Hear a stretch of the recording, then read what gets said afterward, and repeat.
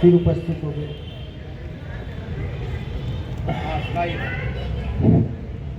तो मित्रों, वंदे मातरम, जय श्री कृष्ण, जय श्री राम। और आज का ये शुभ दिवस, ये महा त्योहार, जहाँ मेरे शंभो सब पर कर रहे हैं अपने शुभ आशीर्वादों की बौछार, ऐसे पावन मुकद्दस पवित्र महाशिवरात्रि के इस आयोजन में और शंभो के इस शिवालय के प्रांगण में हम सब यहाँ एकत्रित हैं। इसलिए विश्व बंधुत्व की भावना से, वन वर्ल्ड वन फैमिली की भावना से कहना चाहता हूँ कि वंदे मातरम, अस्सलामु अलैकुम व रहमतुल्लाहि व बरकातहू। जय जिनेंद्र, वड़क्कम, साहिब बंदगी, जय झूलेलाल साहिब जी, और जितने जितने स्वस्ति वाचन हो सकते हैं उन सबको लेकर के जय झूलेलाल, सत श्री अकाल। यह मुल्क, ये जहान रहे सदा खुशहाल। और ये खुशहाली तब होती है कि दिल से निकले जो बात वो बात होती है। दिल से निकले जो बात वो बात होती है, बाकी तो सब शब्दों की जमात होती है। और बातों ही बातों में समझ लो बात का मतलब, बातों ही बात में समझ लो ये बात का मतलब, ये बात ही होती है जो मरकर भी साथ होती है। इसलिए इस मंच को अक्षर कहते हैं। ये पवित्र पुस्तक मेला है और इस पुस्तक के मेला में अक्षर, शब्द, वाक्य, सर्ग, उपसर्ग, प्रत्यय, व्याकरण, अलंकार, सबका यह जो मेला है, इसे अक्षर इसीलिए कहते हैं कि अक्षर इमॉर्टल होता है, अक्षर यूनिवर्सल होता है, अक्षर शाश्वत होता है। इसलिए अक्षरधाम होता है, प्रभु का धाम होता है, जो शाश्वत होता है, जो अमर्त्य होता है, जो इमॉर्टल होता है, जो यूनिवर्सल होता है, जो सारस्वत होता है। इसलिए आपके सम्मुख यह आज्ञाकारी गुरुदेव पंडित डॉक्टर भरत कुमार ओझा भानु सारस्वत होता है। क्या बात है, क्या बात। और यह सारस्वत आप सभी को पवित्र वंदे मातरम के इस अभियान के साथ में, इस भुब्बे वतनी के अभियान के साथ में, इस राष्ट्रभक्ति के अभियान के साथ में, इस कौमे यकजहती के अभियान के साथ में आप सभी को पुरखुलूस पवित्र आश्रम विश्व कल्याण अनुष्ठान केंद्र पे पधारने की दावत देता है। एक बार घनघनाइए 0009893131319। It's fine. अब हमारा एक शिष्य भोला हमसे बोला, आतिश भाई, प्रदीप भाई, अमित भाई, चंद्रभूषण भाई, हमारा एक शिष्य भोला हमसे बरबस बोला कि गुरुदेव, फ़ोन नंबर तो सबके होते हैं, सेल नंबर सबके होते हैं, और मुझे जहाँ तक बोले अध्यापक जी ने, परिवार जी ने सिखाया था कि एक नॉर्मल वॉइस कॉल जब शहर के शहर में लगाते हैं तो पूरा 9893131331 हम आपको लगाते हैं और आपसे संपर्क पा लेते हैं। फिर 00 मेरे को बोले ISD तक का तो ज्ञात है कि अगर हमने 0 लगाया तो वो हो गया STD से ISD तक का। 00 के साथ में हम देश विदेश तक भी संपर्क साध लेते हैं, लेकिन हम ये बात नहीं जान लेते हैं कि आपके नंबर पर 000 क्यों लगाना चाहिए। तो हमने उसको बोला कि प्रिय भोला, मैंने जैसा बोला कि हम आज्ञाकारी गुरुदेव हैं, तो आप आज्ञा चाहे यहाँ से करो चाहे वहाँ से, चाहे जिस जहाँ से, इस धरती के आगे भी विस्तार है। इसलिए हमारे नंबर के आगे 3 शून्य का आकार है, क्योंकि नॉर्मल कॉल आपने लगा लिया 10 डिजिट का, उसके आगे आपने 1 0 लगा करके यहाँ से वहाँ तक बात कर ली, प्रदेश के बाहर बात कर ली। जिस समय टेलीफोन हुआ करते थे, बड़े अच्छे टंकाल हुआ करते थे। लेकिन जब हम इस जहाँ से जाएंगे, इस कफस की कैद से अपनी रूह को उस पाक परवरदिगार की बारगाह तक ले जाएंगे, अर्थात परमपिता परमात्मा के दरबार तक ले जाएंगे, तब भी तो आप हमें फ़ोन लगाएंगे। वहाँ पर 2 0 काम नहीं कर पाएंगे, इसलिए आप तीसरा 0 अगर लगाएंगे तो ना हम नंबर बदलते हैं ना मेंबर बदलते हैं, हर वक्त मुसलसल आपकी खिदमत में आप हमें पाएंगे जब आप 3 नंबर लगाएंगे। इसलिए नंबरों की बात का ये सिलसिला चला तो हमने बताया कि 0009893131319 वैभव नगर चौराहा कनाड़िया रोड इंदौर से, second left second right and future bright लेकर के बैठे हमारे आलमाइट। तब कहना चाहता हूं कि पुण्य पथ के अविचल राही भटक न जाना भूलों में, पुण्य पथ के अविचल राही भटक न जाना भूलों में, पुष्पों की कभी चाह नहीं थी बिछ जाना तुम शूलों में। क्योंकि ये पवित्र पुस्तक मेला है और पुस्तक ने ही सजाया सारा विषयों का मेला है। कि पुण्य पथ के अविचल राही भटक न जाना भूलों में, पुष्पों की कभी चाह नहीं थी बिछ जाता तुम शूलों में। और किसके शूलों में बिछ जाना और किस लिए शूलों में बिछ जाना? इस भारत माँ की वंदना के लिए, इस राष्ट्र देव की अभ्यर्थना के लिए। और कैसा राष्ट्र देव, क्या है मेरा भारत और क्या है ये संसार कि गर्वोन्नत है भाल हिमालय, गर्वोन्नत है भाल हिमालय, महोदधि की सेवक धारा। गर्वोन्नत है भाल हिमालय, महोदधि की सेवक धारा। और गगन भी जिस पे झुक झुक जाता, ऐसा वतन है अपना प्यारा, ऐसा भारत है अपना प्यारा। गगन भी जिस पे झुक झुक जाता, ऐसा वतन है अपना प्यारा। राणा प्रताप के भालों से, जय भवानी के मतवालों से, राणा प्रताप के भालों से, जय भवानी के मतवालों से वो 1857 गूंज उठा था मनु की तलवारों से। धन्यवाद, शुक्रिया, थैंक यू, करम, मेहरबानी। राणा प्रताप के भालों से, जय भवानी के मतवालों से 1857 गूंज उठा था मनु की तलवारों से। तत्वदर्शियों महामनीषियों भूपालों की ये भूमि, तत्वदर्शियों महामनीषियों भूपालों की ये भूमि, बिछा दिए रिपुओं के शव थे, अरिदल से पटी थी ये भूमि। प्रणाम आपको, खूब खूब साधुवाद, आशीर्वाद भैया, जय हो, पधारिए। तत्वदर्शियों महामनीषियों भूपालों की ये भूमि, बिछा दिए रिपुओं के शव थे, अरिदल से पटी थी ये भूमि। शक्ति शौर्य साधना थी, शक्ति शौर्य साधना थी तब वीरों की अभिलाषा, शक्ति शौर्य साधना थी तब वीरों की अभिलाषा। देना ये आशीष विधाता, देना ये आशीष विधाता, भानु पूर्ण करे माँ की आशा, हम पूर्ण करें माँ की आशा। और माँ की आशा, भारत माता की आशा, वसुंधरा माता की आशा, दुनिया माता की आशा कब पूर्ण होगी? जब अमित भाई हम नैतिकता के धरातल पे होंगे।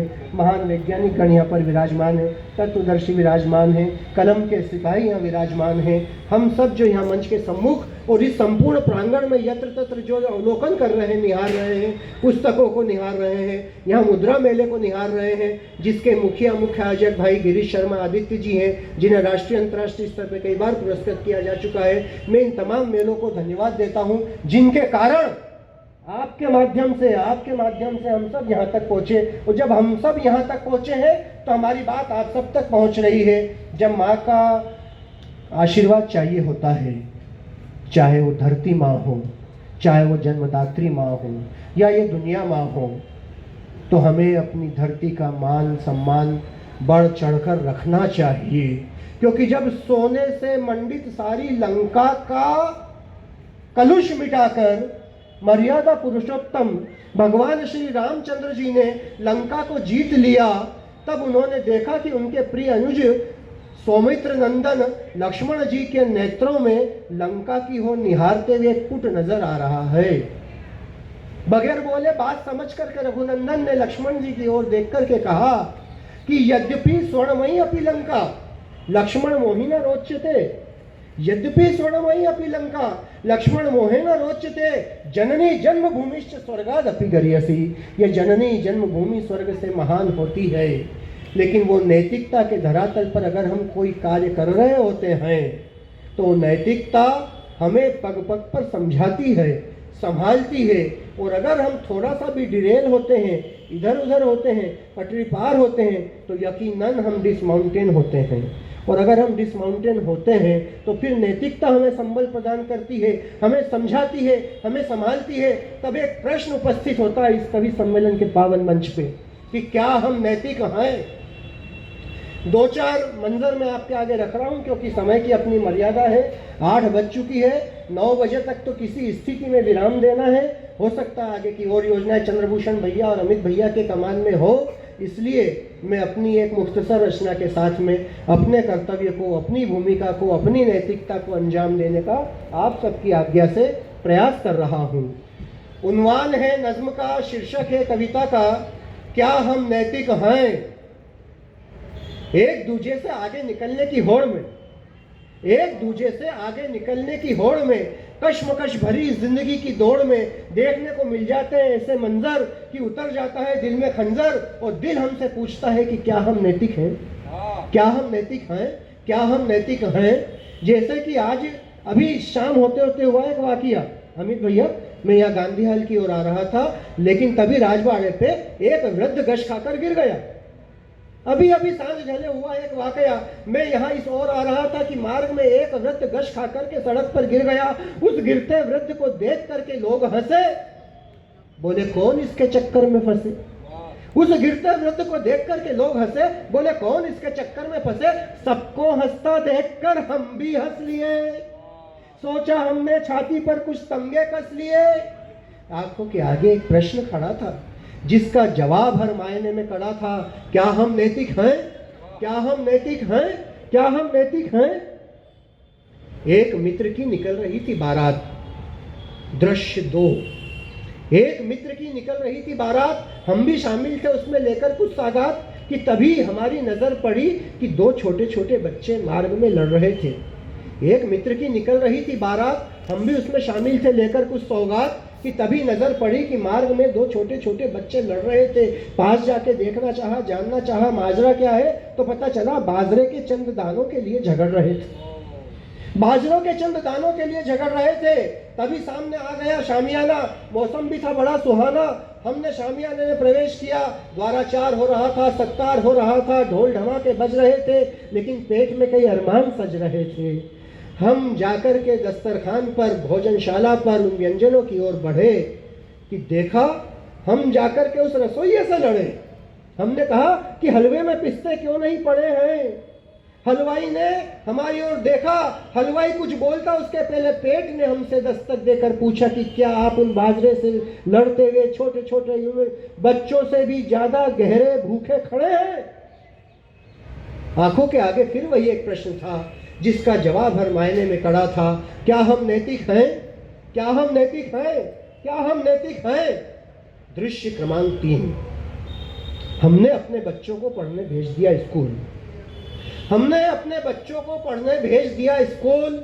बच्चे स्कूल से आकर के बोले, पिताश्री पिताश्री स्कूल जाना है फुजूल। हमने अपने बच्चों को पढ़ने भेज दिया स्कूल। बच्चे विद्यालय से लौटकर आए, बोले पिताश्री पिताश्री स्कूल जाना है फुजूल। हम 2 ट्यूशन करेंगे, देखना कितने अव्वल नंबर गढ़ेंगे।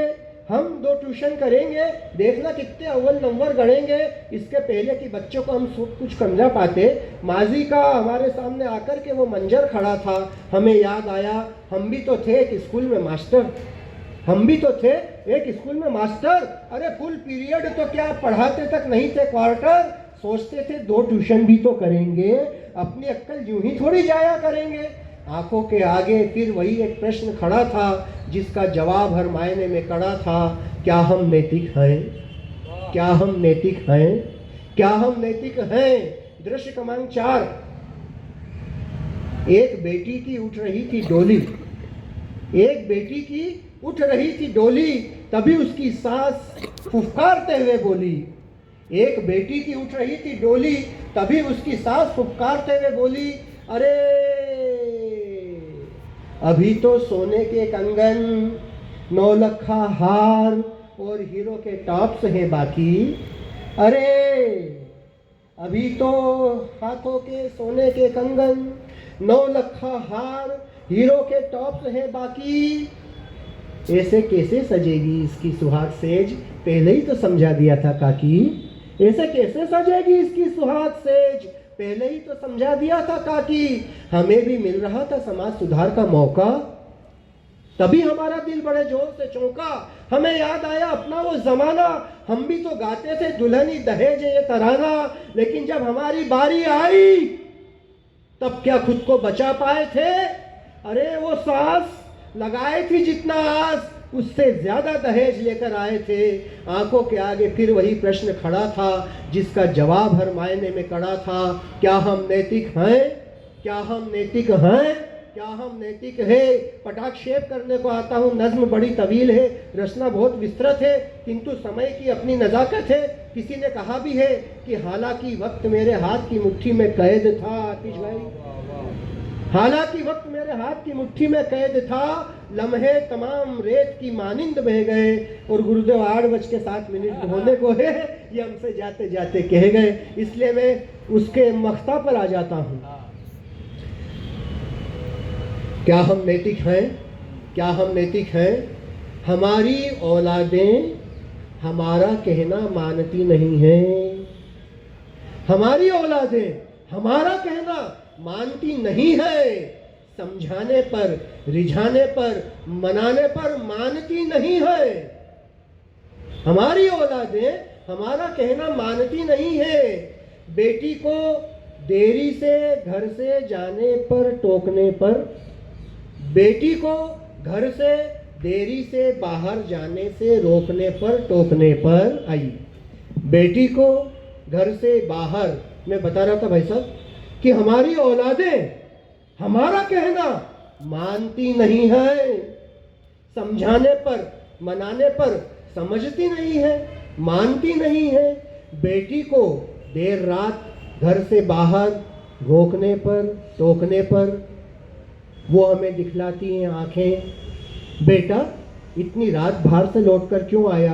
पूछने पर, बताने पर, समझने पर, समझाने पर वो दिखलाता है हमें आंखें, हमारा दिल हो जाता है चार फांके।